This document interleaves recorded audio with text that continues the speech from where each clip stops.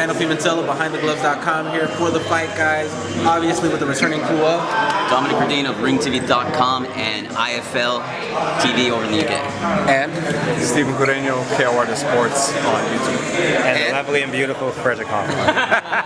And we are here with the lovely and beautiful Mr. John David Jackson over here. John David Jackson, obviously we're standing right now overhead as they can see us. Andre Ward versus Sergey Kovalev. Big fight coming up in about a little over 2 weeks right now. How's Sergey looking? How's everything in camp going? And let's just update everybody on what's going on. Well, camp is going good. We've been there for 4 weeks, and now we came to Oxnard sea level to get a bit acclimated to this climate. Everything's going fine. Sergey's right on schedule. The weight's great. He's always there. So now we're just fine tuning and getting ready. Maybe for a few new tricks that Andre may try to pull out of his hat. But for the most part, we've covered all bases. Now we're just fine tuning and getting ready for the fight on November 19th. Just before I ask my question, what does he weigh 2 weeks before the fight? Usually, he's like 183. Right now, he's 177. He's 177? Wow. Now, if I may ask you, 2 weeks before the fight, is the work done in the ring or in front of the TV?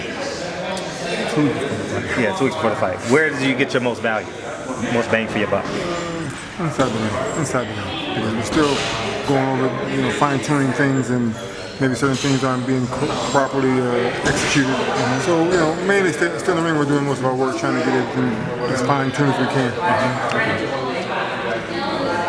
Andre Ward has been on a 2-year hiatus from 2013 to 2015. He made his comeback in June of 2015, I believe. He's had 3 fights, but some boxing experts say he hasn't looked too impressive. Is that going to be an advantage for you guys come November 19th? Well, we like to think that it's going to be an advantage for us. Luckily, Andre has gotten some of the rust off, but he hasn't fought high-quality opposition to really get the rust off the way he should. The last fight was a joke, but he knew that going. Listen, he was trying to get the rust off the best way he could. Wasn't for a knockout. Probably wouldn't have gotten a knockout if he looked for it. He's not that kind of puncher.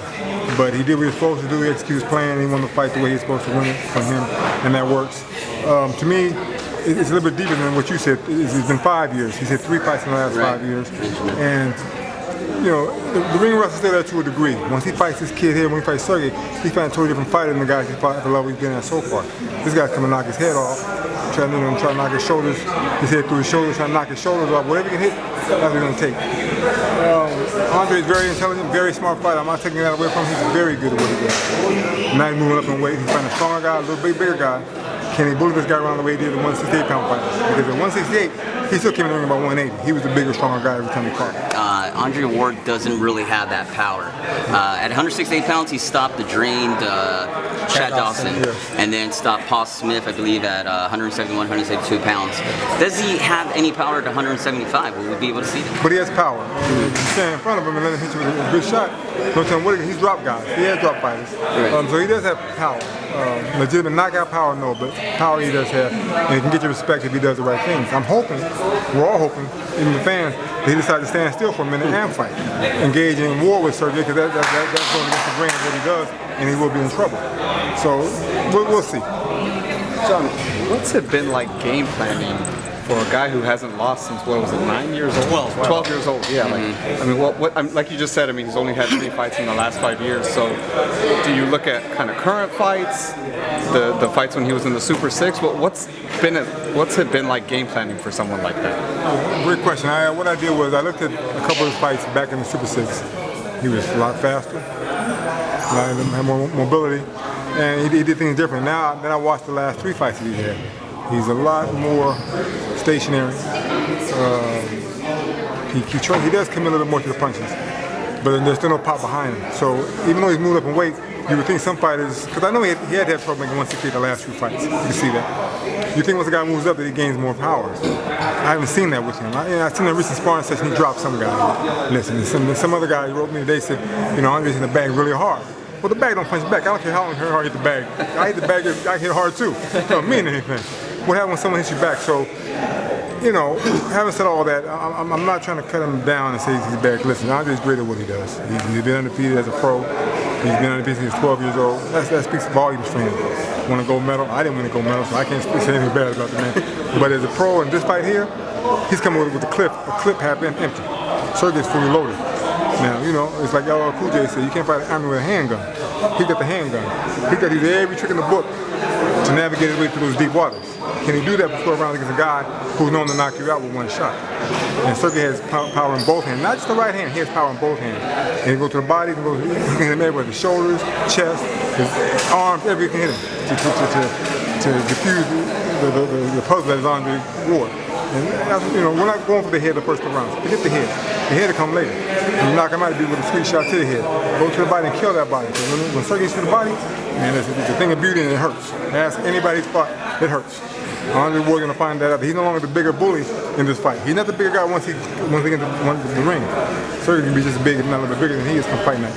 John, do you feel that Sergey's boxing ability is being underestimated going into this fight? Everyone's talking about Sergey's a power puncher, Ward's the boxer, but I mean, Sergey against Bernard Hopkins, I mean, he boxed when he had to and he looked beautiful. He won most of the rounds, if not all the rounds. Well, once again, you're right, it's a great question. The fact that he's fighting a very good, technically sound boxer, and Kovalev-Ward, it overshadows his boxing ability. But he does have that. And what the fans need to realize is, when you look at Sergey doesn't just rush in and try to hit you with one shot. He takes time and he dissects you slowly and he gets you out when the time is right. So it's not going to be one knockout punch that we're looking for. If it comes, great. We'll take whatever we can get. But I think it's going to be a slow, debilitating beating they're going to give Kovalev-Ward and stop him in the later rounds. You're obviously giving somewhat away of what, not the plan maybe, but what you're expecting that night from Sergey. What do you expect from Kovalev-Ward to counterbalance that, considering you know Kovalev-Ward and you've actually studied him for this fight? Well, Andre has to do a couple, there's a lot of things Andre can do. It's how he reacts and what he will do from fight night. He's in with the guy that can punch and the guy that can hurt you with every shot. So once he gets hit, and then we see how he reacts. Now, I'm not going to say he's going to fall apart because that's not Andre. Kovalev-Ward's a very smart guy. When you fight a guy that you can't keep off of you, what are you going to do? You can't run the whole, listen, you can't run for 12 rounds and expect to get a decision and say you're the best fighter when you ran. You got to fight. You want to be the player, you want to be the best of the people, then stand there and fight this man. Show you're the best. Okay, move on a little bit. You know, you want to be slick, but show you that you're the best. Fight this guy. Don't run away, don't grab, don't hold. Fight the man like you're supposed to fight, like a real fight's supposed to be fought. Don't do all those things you've been doing to win these fights. Fight him and show you're a true boxer, and you can get, you can give and take, you can take as well as you can give.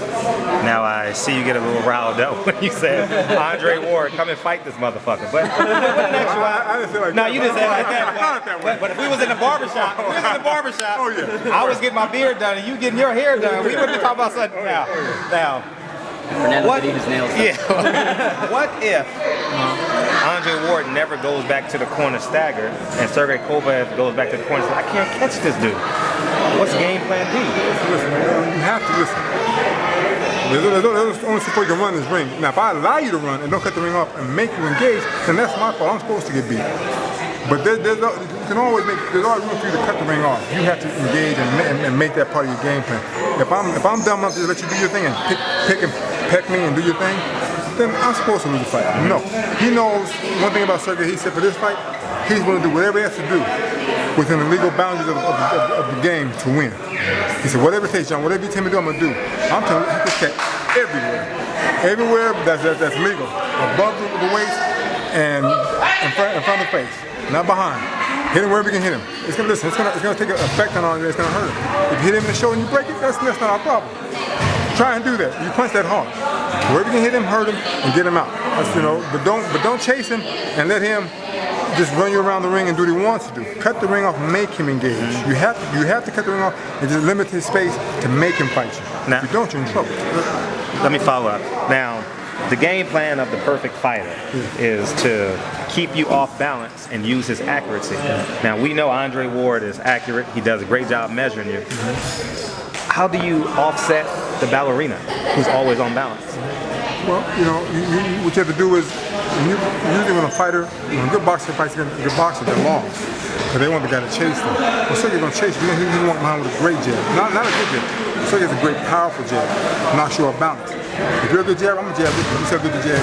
I got to take you at your comfort zone. I got to put that jab, put it everywhere you want to put it. I'm putting your stomach, in your chest, in your face. And I got to keep you off balance with that jab. If I just follow you around the ring and let you pick me, I'm in trouble. I got to make you work. What to do though? I also have to be aggressive to take you off your game plan and let you get within your comfort zone. You know, and it's just not the jab. It's not the punch he has to throw. But he can't let Andre just walk around and set the pace and set the tempo and do what he wants to do. Sure. He has to be smart. He has to offset all that and take him out of his comfort zone and say, you know what, tonight, let me sit with you and say, look, motherfucker, we're going to... Now, Sergey Kovalev's temperament is of an aggressive fighter. He goes for the knockout. Do you think he'll want to match Andre Ward's boxing IQ and go in there and try to box him? There's no need for that because then you're going to lose. That's a losing game right there. Why would I try to match a master boxer when that's not my forte? I'm going to lose. I'm going to lose that match every time.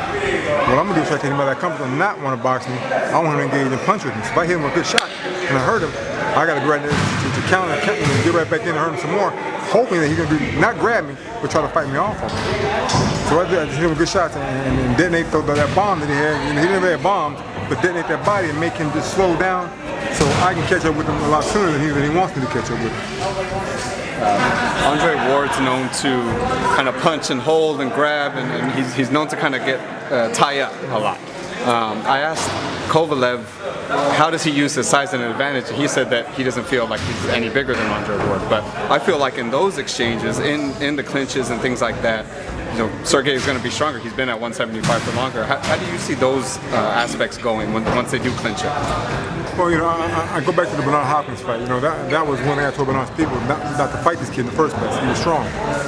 Once Bernard realized on the inside, when he clinching how strong this guy was, Bernard got smart. So, you know what? I can't keep holding this guy. He's going to drain me of my strength. Because Sergey is physically strong. Not only can he punch, he's physically strong. And he works on those kind of tactics during the sparring session.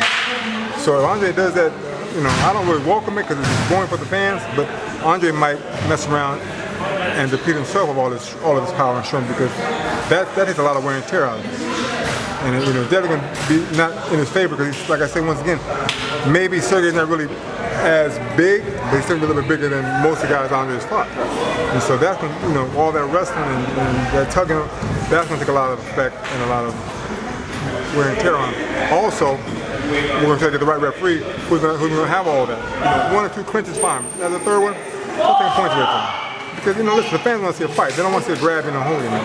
So we're going to try to definitely get the right referee who's not going to allow that. You can allow for a little bit. You know, you might get a round or two, but the third round, listen, all that holding, that has to stop. You got to fight. You get paid $1 million to fight. Let's fight. Ultimately, on November 19th, Sergey Kovalev versus Andre Ward. Your prediction on what the fans need to expect and what do you think they're going to get that night? Well, I would hope for the fans. I can't predict what they need. I would hope that they would get a great fight between 2 of today's best pound-for-pound fighters who are both at their peak. Whether they're at the peak, they're both, you know, they're here. Soon they hit the downward slide. Right now they're still here, both fighters. Unfortunately for Andre, he just hasn't been active as Sergey. That's going to play in Sergey's favor. But Andre still is very intelligent. He may be able to neutralize that. I just want the fans to get a fight that they deserve. You know, people talk about Pacquiao, Mayweather, and they even talking about Pacquiao, Mayweather too. One was terrible. Floyd did what he was supposed to do and won the fight. Who wants to see 2? This fight, I hope this fight brings all the excitement and all the combatants that the 2 are to come together and make this one tremendous, unforgettable fight. That's what I'm hoping for. That's what we're shooting for. It takes 2 to tango. Let's see what Andre does. Because if he's the true champion he's claiming to be now, fight. Go out on your shit. If you get knocked out, so what? Greater man than you've been knocked out, come back. Go out on your shield, fight this guy. And if he does it, hey, we'll see who's the best man. If he runs, he might be the best man because he ran and won the fight. You know, with all the accolades that Sergey has received over the years, could a victory over Ward be his gold medal? He could see it that way. I don't know if he would, but you know, listen, victory over Andre Ward is a great accomplishment. Name one person that's done it as a pro. You probably can't name the last amateur that did it. It's a great achievement, and you know that's my job to help him achieve that, and that's what we're looking for and looking forward to be victorious on November 19th. It's a big task. I'm not saying it's easy. It's not easy. I talk a lot of trash. When it's all said and done, we got to earn that victory. It's not going to be given to us. Andre, whatever he has to do to win, he's going to do. So we got to earn it, and that's our job, and that's what we're looking forward to doing, earning the victory that night. As always, I'm Fernando Pimentel for The Fight Guys. Thanking John David Jackson for his time talking about this fight, breaking it down with us. Again, I'm Fernando Pimentel from BehindTheGloves.com and Dominic Verdine of RingTV.com and IFL TV. Steven Guerrero, KOL Sports on YouTube. And the lovely, sexy Frederick Hawthorne. And as Samuel L. Jackson would say, go get that motherfucker. as always, fight fans, we'll see you at the fights. Have a good one.